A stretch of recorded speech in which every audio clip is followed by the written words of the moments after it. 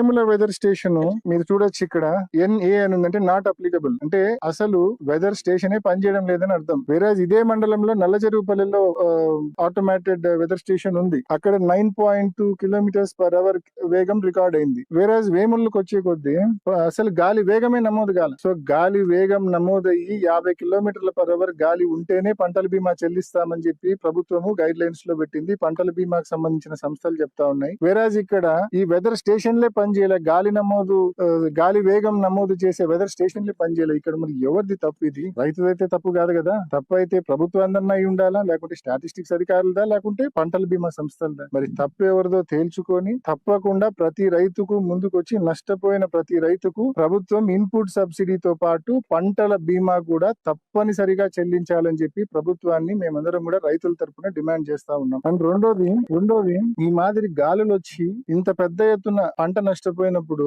ఈ పంటతో పాటు రైతుకు సహజంగానే ఒక పక్క పంట లక్షల రూపాయల పంట కోల్పోవడంతో పాటు ఇంకా వేరే రూపంలో కూడా నష్టం. అంతే, ఏదైతే డ్రిప్ పంటలో ఉంటుందో ఆ డ్రిప్ అంతా కూడా నిరుపయోగం అయిపోతుంది. ఏదైతే గాలులు వచ్చినప్పుడు చెట్లు పడిపోకుండా ఈ పోటు కట్టలు ఏదైతే పెడతారో ఆ కట్టలు కూడా ఇరిగిపోతాయి, అవి కూడా రైతుకు నిరుపయోగం అయిపోతాయి. అంటే డ్రిప్ కు సంబంధించి లాసే, పోటు కట్టలు లాసే. అండ్ మోర్ ఓవర్ ఈ మధ్య కాలంలో ఇంకా ఎరువుల ధరలు ఎంత పెరిగినాయి అనేది ఇంకా చెప్పాల్సిన పని కూడా లేదు. అన్ని పెరుగుతున్నాయి, కానీ ప్రభుత్వం రైతు నష్టపోతే ఇచ్చే ఇన్పుట్ సబ్సిడీ మాత్రం అదే 20,000 రూపాయలే ఉంది. అది ఎప్పటికీ పెరగడం లేదు. కాబట్టి రైతుకు జరుగుతా ఉన్న నష్టాన్ని దృష్టిలో పెట్టుకొని ఇన్పుట్ సబ్సిడీ పరిహారం కూడా పెంచమని చెప్పి ప్రభుత్వాన్ని మనవి చేస్తున్నాం.